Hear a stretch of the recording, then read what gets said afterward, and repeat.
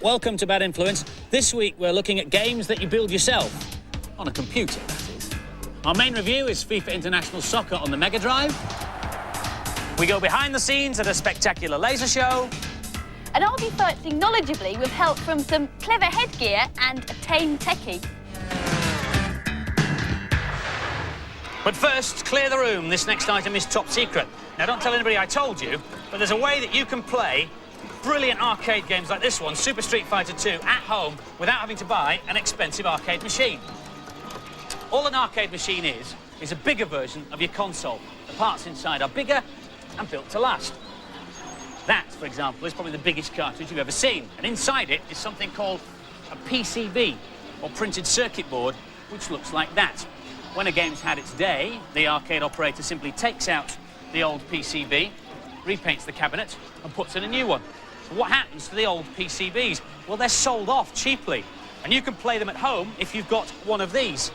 It's called a Super Gun Deluxe, and it's an electronic box of tricks that lets you play arcade PCBs. You plug it in like this, plug in your joystick, and away you go. You do, though, have to have a modern television with a SCART socket because arcade PCBs put out American standard TV. Now, obviously, you're not going to get Super Street Fighter 2 just at the moment because it's very popular, but there are some very playable classics around. R-Type 2 is well known from the SNES, but this version of R-Type 2 isn't half bad. It's not a million miles from The Last Resort on the Neo Geo, one of my favourites. This is Zex, spelled X-E-X-E-X. It's got great colour and graphic detail. And finally, an unusual one. Capcom's 3 Wonders, 3 games in 1. A puzzle game, Don't Pull, a shoot-'em-up chariot, and this one, Midnight Wanderers.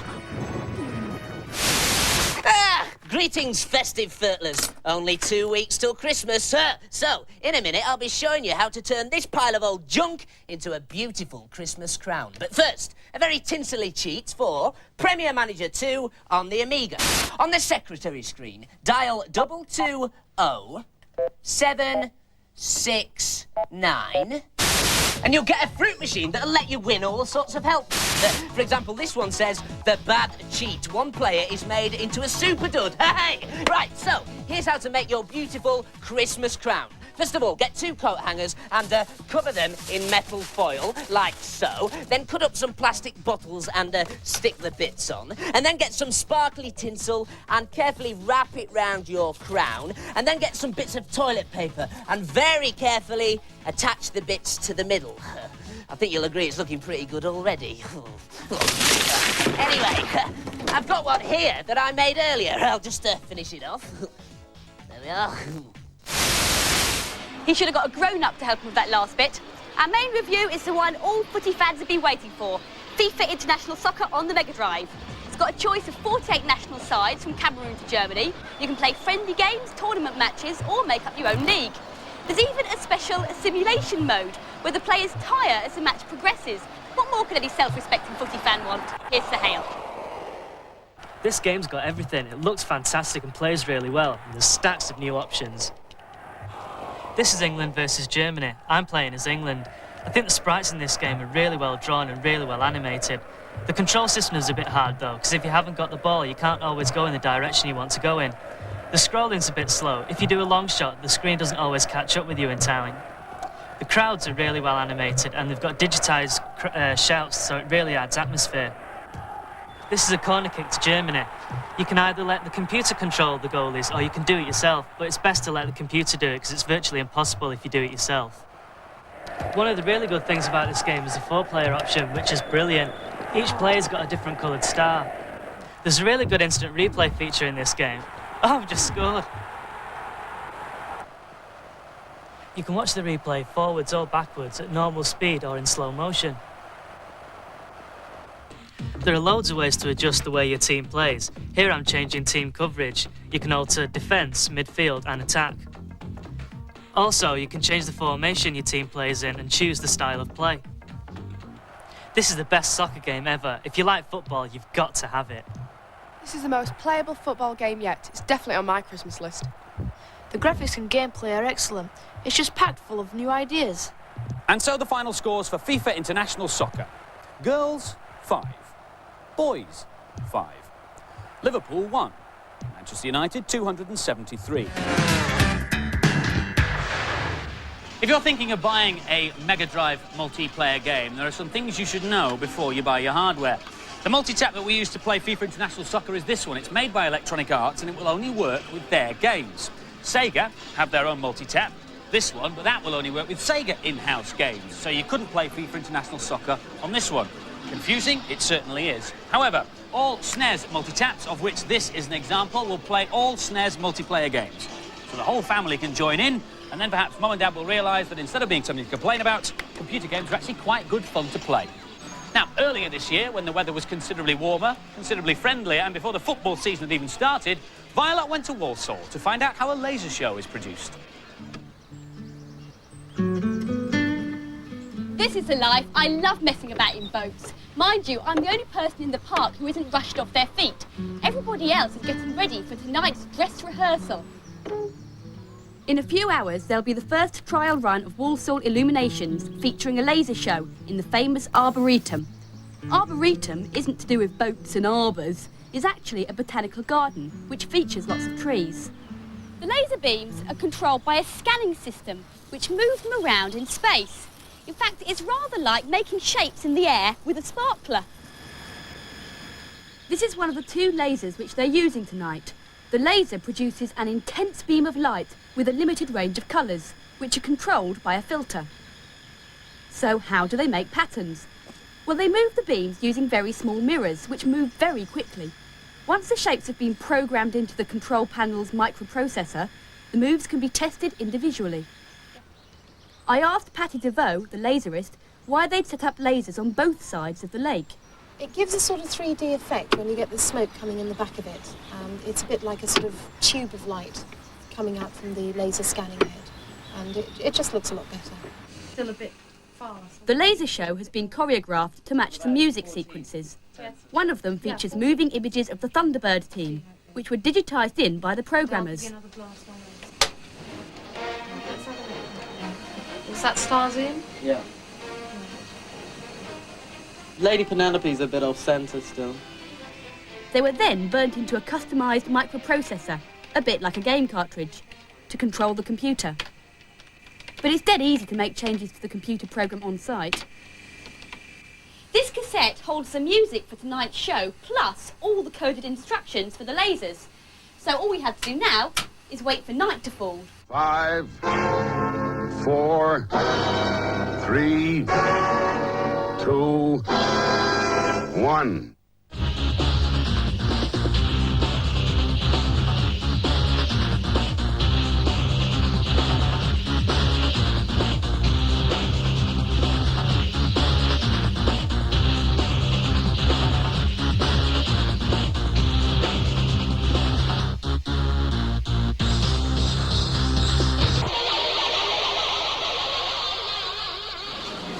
The laser illuminations at Walsall Arboretum are back next year in the autumn and are well worth a visit. Now for this week's news and previews. The name is Pond, James Pond, and he's back in Operation Starfish. Arch-enemy Dr. Maybe has started a cheese mining setup on the moon, and Pond is the only fish for the job. With over 100 levels, he's got oceans of work to do. It'll be diving onto the Mega Drive this month, with the Amiga and PC versions swimming along next Easter. The place, Planet Earth. The time, the 29th century. The game, Liberation Captive 2, out next week on the CD32. The first game to be designed expressly for the CD32, it's claimed to be so big it'll take you a lifetime to finish. The plot again finds our hero Trill fighting the dark and horrid Bio Corporation through 4,000 different cities. One for golf junkies on the SNES is Major Title. It offers a choice of matches and tough computer opponents. Lots of variables like stance, direction and power help you on your way to a birdie. Mind those bunkers, though. Out next week. Hello again, Scotty Furtlers. This is a microwave oven, and definitely not a laser, no. This is a cheat for Cybernator on the SNES.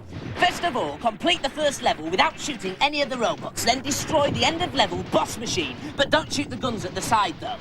Then, when you start level 2, you'll be tooled up with an amazing flamethrower that'll stay with you even when you die. Brilliant! Hey!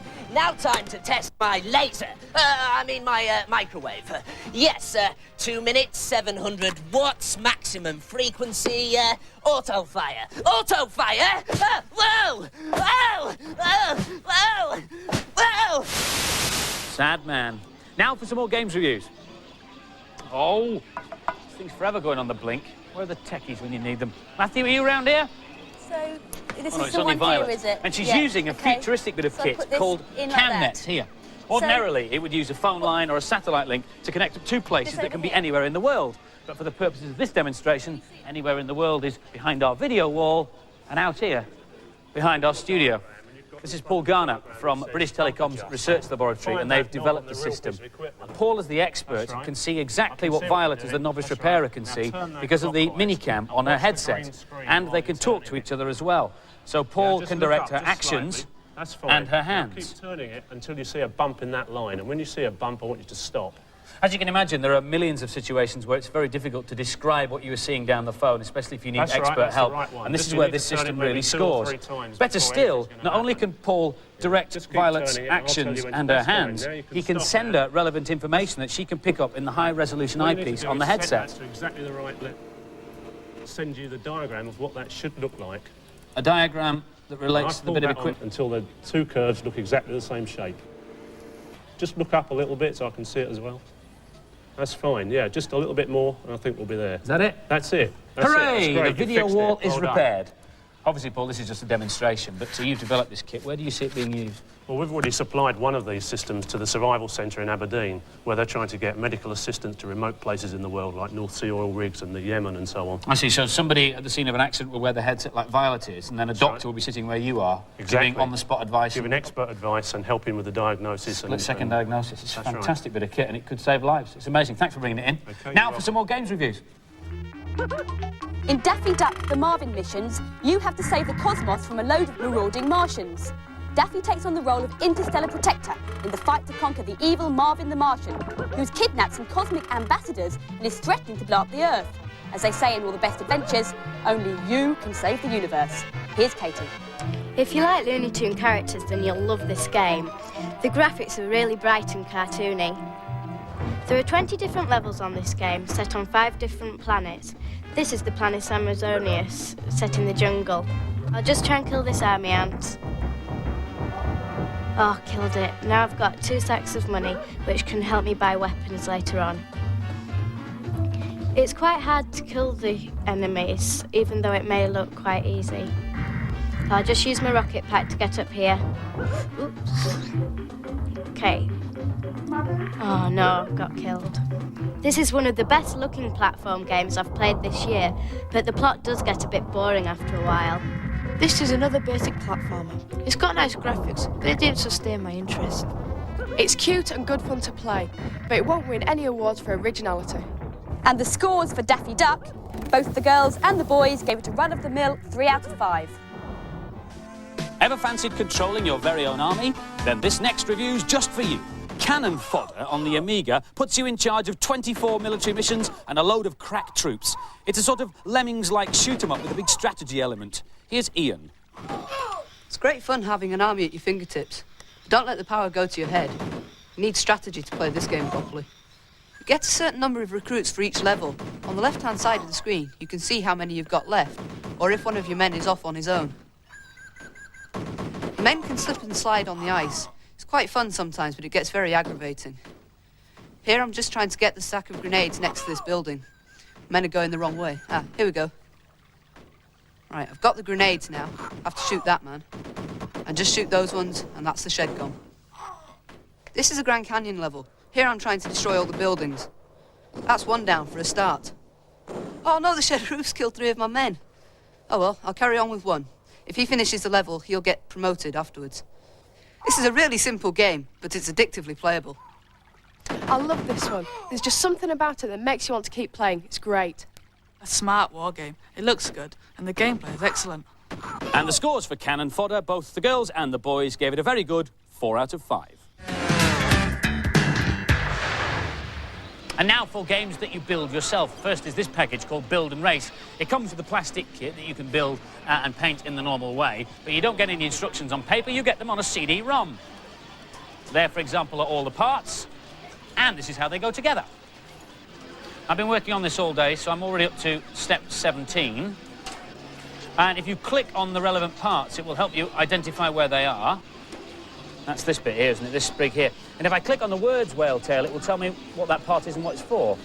The name for an aerofoil that has a shape that resembles the tail of a whale, not surprisingly. The computer will also show you how the pieces should go together, and it'll help you with the painting too.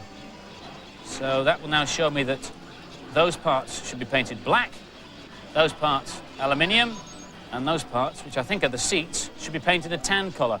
And when you've finished building the car, there's still loads more you can do with this. There's a racing game to play, and there are several tracks to race on. But first, you've got to get to the tracks using ordinary roads within a time limit. That's hard enough in itself. And if you drive too fast, you get stopped by the police, who will give you a speeding ticket. Nice car you got here. There's no speed limit on this do-it-yourself PC game. It's called Flight Sim Toolkit, and it lets you design your own flight simulations, like this. You start by designing the landscape, and I've already begun. Now I want to put some more mountains in, so I choose a point where I want it here, and I select the little area where I want my mountain by the river, and I get it in close up here. And now I have to choose the raised land icon, and I can click on individual squares to make them higher. The lighter the shading, the higher the point. And now I can look at it in 3D. And there it is. There's Mount Bad Influence all the way around it. Now, obviously, you don't just want mountains and landscapes in your flight sim, you want man-made constructions as well. This package comes with loads of stuff provided. Missiles, cars, buildings, lighthouses. You can build and design any object you like, though it does take a lot of time and effort. You can even design your own plane. I've got it in flying brick mode at the moment, which basically means that I'm indestructible. You can either train to be a private pilot or Top Gun. Needless to say, I'm Top Gun. Watch out, Tom Cruise. Right, just the transfers to add. Oh no. Oh no.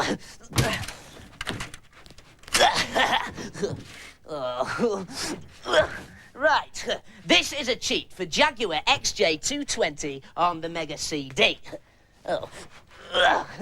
Go to the options menu and then highlight name 1 and enter the name as Mar, N-A-R. Then exit and go to the next menu and select World Tour. Now choose the country you want to race in and start the race. Start your engine. And then pause and hold down A, B and C together. And you'll immediately win the race. Oh no. Oh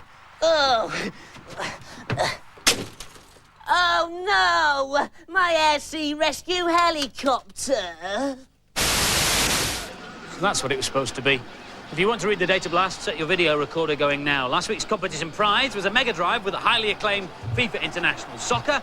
Runners-up receive a Bad Influence T-shirt, and your names are going across the screen now. Well done. The competition question was, who won the 1993 Women's Cup final? And the answer is the Arsenal ladies, who beat the Doncaster Belles by 3-0. Our winner, James Allen from London. Well done. This is a 3DO. It's said to be the machine that's going to take over the world. This is one of the first ones in the country, and we'll be giving you more details about it next week. But this one, along with this game, Crash and Burn, is this week's competition prize. If you want to win it, we want to know the following. Now, inside the 3DO, there's a special chip called a RISC. That's R-I-S-C. What does this stand for? Phone in your answers on 0891 700 100. Calls will cost no more than 25p, but make sure you get permission from whoever pays the phone bill. Lines will close at midnight on Monday. Don't miss a moment of next week's show, because all your favourite game characters will be here joining us in the studio for our Bad Influence Christmas party. It's going to be excellent. And apparently the one Andy's most looking forward to meeting is Chun-Li. Bye. Bye.